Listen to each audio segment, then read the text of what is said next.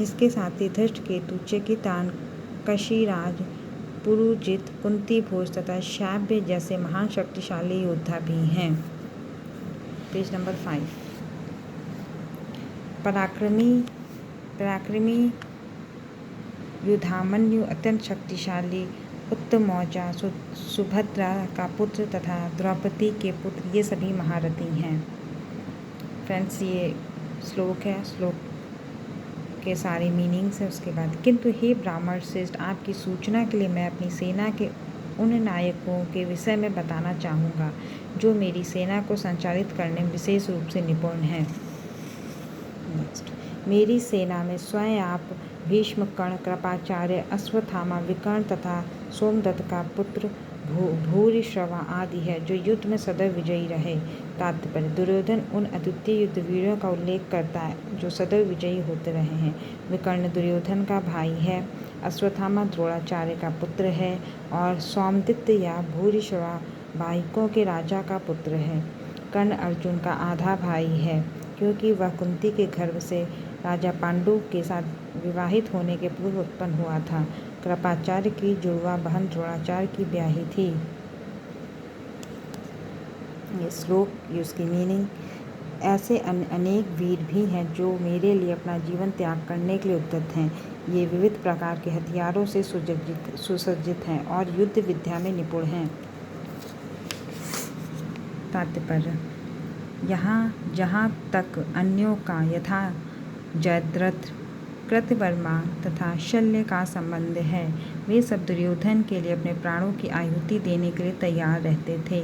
दूसरे शब्दों में यह पूर्व निश्चित है कि वे अब पापी दुर्योधन के दल में सम्मिलित होने के कारण कुरुक्षेत्र के युद्ध में मारे जाएंगे। निसंदेह अपने मित्रों की संयुक्त शक्ति के कारण दुर्योधन अपनी विजय के प्रति आसक्त था। हमारी शक्ति अपरिमेय है और हम सब पितामह द्वारा भली भांति संरक्षित हैं, जबकि पांडवों की शक्ति भीम द्वारा भली भांति संरक्षित होकर भी सीमित है। तात्पर्य, यहाँ पर दुर्योधन ने तुलनात्मक शक्ति का अनुमान प्रस्तुत किया। वह सोचता है कि अत्यंत अनुभवी सेना नायक भीष्म पितामह के द्वारा विशेष रूप से संरक्षित होने के कारण उसकी सशस्त्र सेनाओं की शक्ति अपरिमेय है। दूसरी ओर पांडवों की सेनाएं सीमित है क्योंकि उनकी सुरक्षा एक कम अनुभवी नायक भीम द्वारा की जा रही है जो भीम की तुलना में नगण्य है। दुर्योधन सदैव भीम से ईर्ष्या करता था क्योंकि वह जानता था कि यदि उसकी मृत्यु कभी हुई तो वह भीम के द्वारा ही होगी, किंतु साथ में दृढ़ विश्वास था कि भीष्म की उपस्थिति में उसकी विजय निश्चित है क्योंकि भीष्म कहीं अधिक उत्कृष्ट सेनापति हैं, वह युद्ध में विजयी होगा, यह उसका दृढ़ निश्चय था।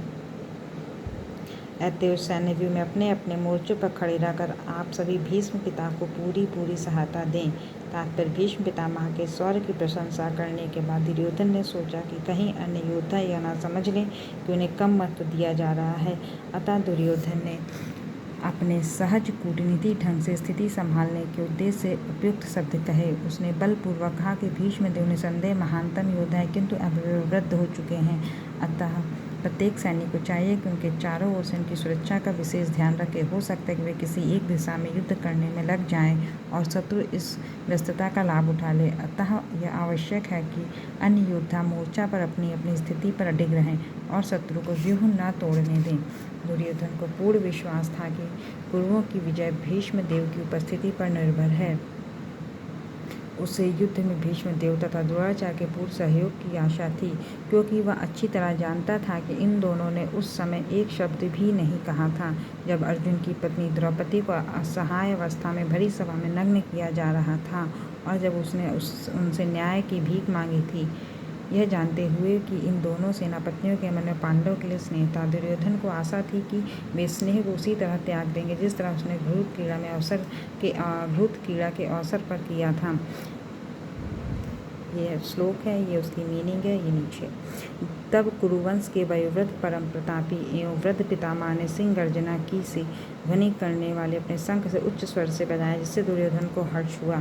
तात्पर्य, कुरुवंश के वयोवृद्ध पितामह अपने पौत्र दुर्योधन का मनोभाव जान गए और उनके प्रति अपनी स्वाभाविक दयावश स्वाभाविक दयावश उन्होंने उसे प्रसन्न करने के लिए अत्यंत उच्च स्वर से अपना शंख बजाया, जो उनकी सिंह के समान स्थिति के अनुरूप था। अप्रत्यक्ष रूप में शंख के द्वारा प्रतीकात्मक ढंग से उन्होंने अपने हताश पुत्र दुर्योधन को बता दिया कि उन्हें युद्ध विजय की आशा नहीं है, क्योंकि दूसरे पक्ष में साक्षात भगवान कृष्ण है। फिर भी युद्ध का मार्गदर्शन करना उनका कर्तव्य था और इस संबंध में वे कोई कसर नहीं रखेंगे। धन्यवाद।